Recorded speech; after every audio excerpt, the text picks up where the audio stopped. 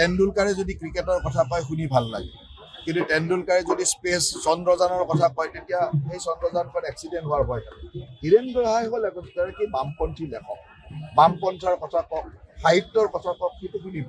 এতিয়া ৰাজনৈতিক ক্ষেত্ৰখনত দলক লগ কৰা কথা ক'ব, সেই দলটো ডুবিবই, সেই দলবিলাক ডুবিব। গতিকে যোন যি ক্ষেত্ৰত আছে সেই ক্ষেত্ৰত থাকিলে ভাল, আৰু সেই ক্ষেত্ৰৰ কাম কৰিলে উন্নয়ন হয়।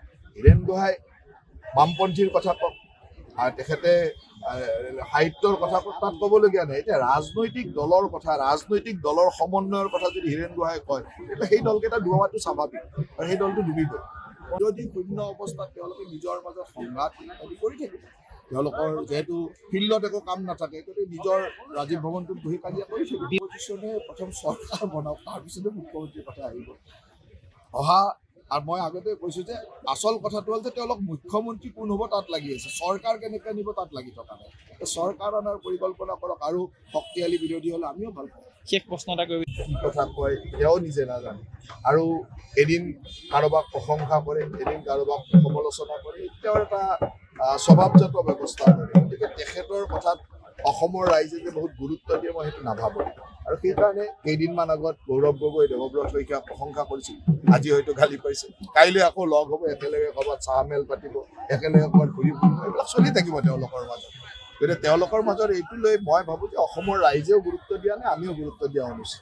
হীৰেন গোহাঁই ছাৰে তেণ্ডুলকাৰে যদি ক্ৰিকেটৰ কথা কয় শুনি ভাল লাগে, কিন্তু তেণ্ডুলকাৰে যদি স্পেচ চন্দ্ৰযানৰ কথা কয় তেতিয়া সেই চন্দ্ৰযানখন এক্সিডেণ্ট হোৱাৰ ভয় থাকে।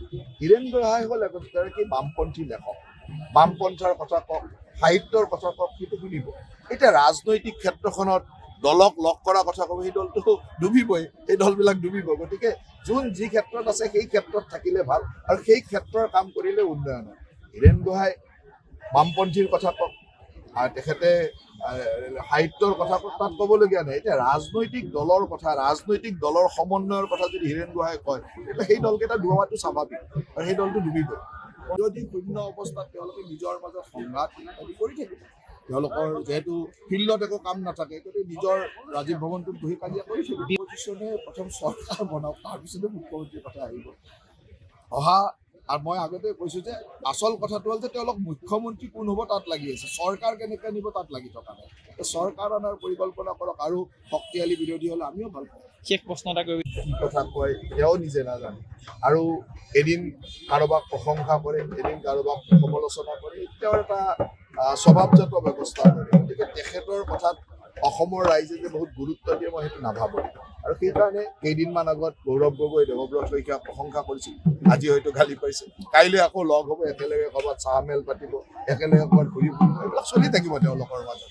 গতিকে তেওঁলোকৰ মাজত এইটো লৈ মই ভাবোঁ যে অসমৰ ৰাইজেও গুৰুত্ব দিয়া নাই, আমিও গুৰুত্ব দিয়া অনুচিত। হীৰেন গোহাঁই ছাৰে যিকোনো খবৰৰ বাবে যোগাযোগ কৰক 7099017330 লগতে 7099017110 নম্বৰত।